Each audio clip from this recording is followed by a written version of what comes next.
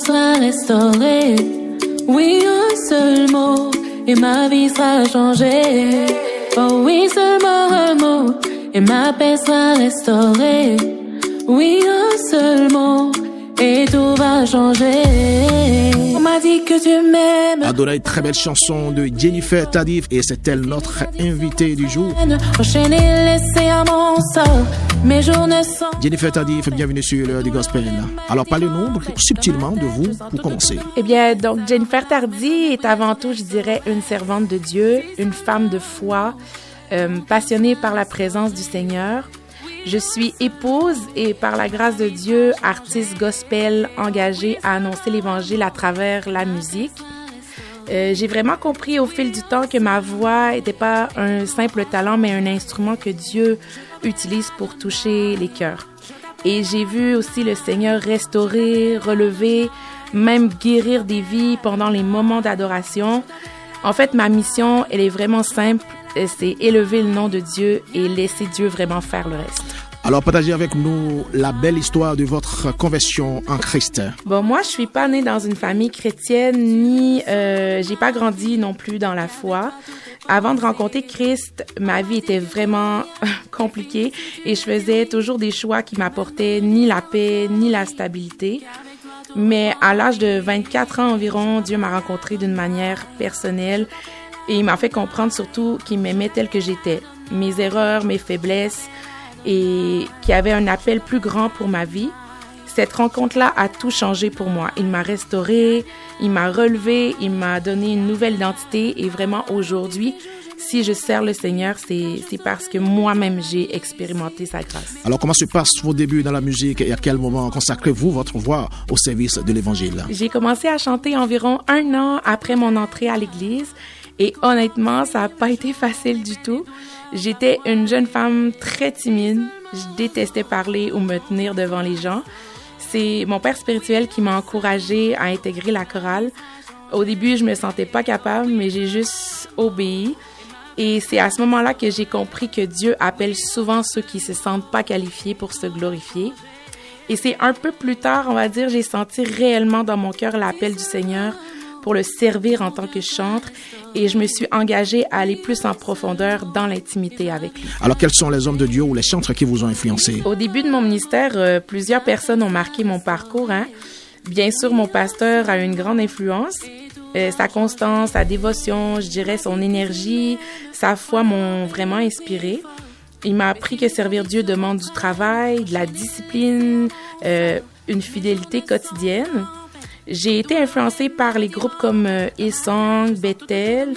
Je dirais du côté des chantres afro-gospel, j'ai beaucoup été touchée par Dena Moana pour son authenticité, la puissance de son adoration aussi.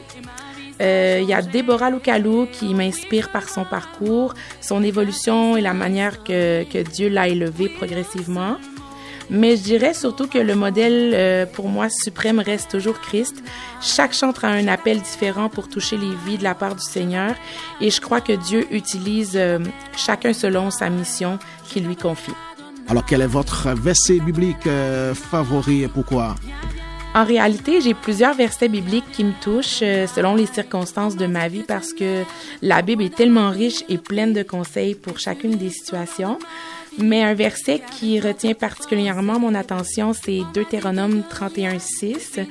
Ça dit « Fortifiez-vous et ayez du courage, ne craignez point et ne soyez point effrayés devant eux, car l'Éternel, ton Dieu, marchera lui-même avec toi. Il ne te délaissera point, il ne t'abandonnera point. » Et pour moi, ce verset-là me rappelle chaque jour que même si je comprends pas ce qui se passe autour de moi, même s'il y a des moments compliqués, je peux toujours faire confiance à Dieu. Il guide mes pas et il ne me laisse jamais tomber. Super! La chanson gospel que vous écoutez en boucle actuellement, partagez-la avec nous. J'écoute beaucoup de chansons gospel. Chacune touche, on va dire, un aspect différent de ma vie et de ma foi. Mais si je devais en choisir une aujourd'hui, ça serait certainement « Oui, je sais » de Deborah Lukalu. Je trouve que les paroles sont vraiment profondes et ça me rappelle encore la fidélité de Dieu dans ma vie. Alors, si vous devez qualifier Jésus-Christ en un seul mot, ce serait lequel et pourquoi? Si je devais qualifier Jésus en un mot, ce serait certainement amour. Parce que tout ce qu'il a fait dans le monde, dans ma vie, c'est par amour. Par amour, il s'est donné lui-même en sacrifice. Par amour, il continue à marcher avec nous. Par amour, il n'abandonne pas dans nos moments de faiblesse. En fait, son amour est sans limite. Alors, quel est le personnage biblique en dehors de Jésus-Christ qui vous a le plus marqué? Pourquoi? Le personnage biblique qui m'a le plus influencé en dehors de Jésus, c'est David. J'admire beaucoup sa foi profonde et son cœur tourné vers Dieu, même dans les moments les plus difficiles.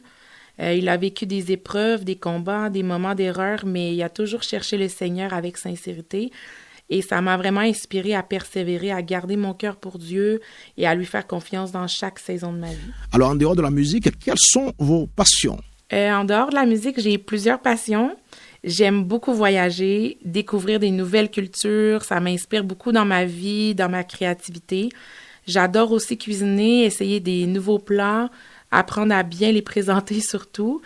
Et la mode aussi fait aussi partie de mes centres d'intérêt. J'aime exprimer ma personnalité et ma joie à travers ce que je porte. On vous sait aussi vraiment active sur les réseaux sociaux. Alors, parlez-nous de votre nouveau titre, Adonai, qu'on a écouté au début de cette entrevue. C'est quoi le témoignage derrière? Mon nouveau single Adonai est né d'un temps très particulier dans ma vie. Pendant la période 2024-2025, c'était pour moi des périodes de défis et d'épreuves intenses. C'était un moment où j'ai cherché Dieu comme jamais auparavant, où je l'ai crié dans ma prière, dans mon adoration. Cette chanson-là est vraiment le reflet de ce parcours-là. C'est un cri du cœur vers le Seigneur. Et ce que je veux avec Adonai, c'est que chaque personne, toute personne qui écoute cette chanson se tourne vers Dieu, quelles que soient les difficultés, l'ampleur des problèmes qu'elle traverse, et qu'elle crie à ce Dieu qui est capable de changer tout et de tout restaurer. Alors, quels sont maintenant vos différents projets à venir? Actuellement, je travaille sur mes prochains singles qui sortiront très bientôt sur toutes les plateformes. J'ai hâte de les partager vraiment avec vous. Je continue aussi à prier pour des moments d'adoration, des concerts à venir et j'espère pouvoir célébrer le Seigneur avec le public dans plusieurs endroits très bientôt. Donc, restez à l'affût. Il y a vraiment des bonnes choses encore à venir. Et quand serez-vous au Bénin pour célébrer le Seigneur avec nous?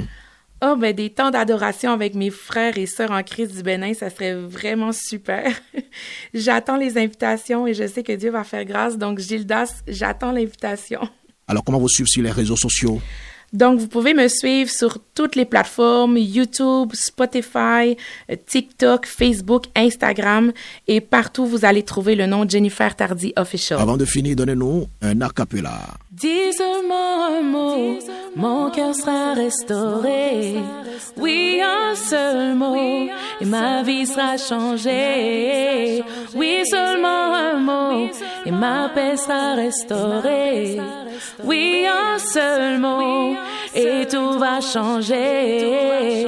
Je t'appelle Adonai, je t'appelle Adonai, je t'appelle Adonai, je t'appelle Adonai, je t'appelle Adonai, je t'appelle Adonai.